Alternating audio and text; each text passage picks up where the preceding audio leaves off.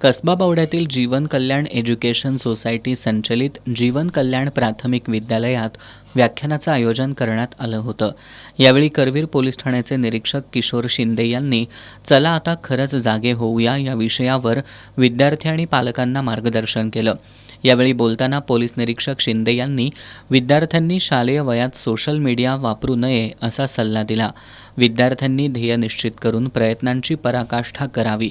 तसेच विद्यार्थ्यांनी आई वडील आणि गुरुजन यांचा शब्द प्रमाण मानावा असं आवाहन शिंदे यांनी केलं. संस्था प्रतिनिधी गोरख वातकर यांनी विद्यार्थी आणि पालकांना समुपदेशनाची गरज असल्याचं सांगितलं.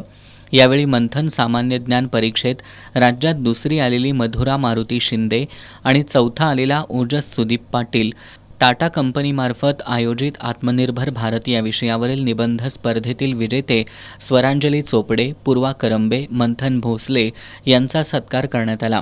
यावेळी जीवन कोल्हापूर शुगर मिल्सचे assistant estate manager Prakash Chougale, संस्था प्रतिनिधी गोरख वातकर, जीवन कल्याण माध्यमिक विद्यालयाचे मुख्याध्यापक अजित सुर्वे, TR पाटील, अमित परीट, कुमार पाटील यांच्यासह शिक्षक, विद्यार्थी, पालक उपस्थित होते.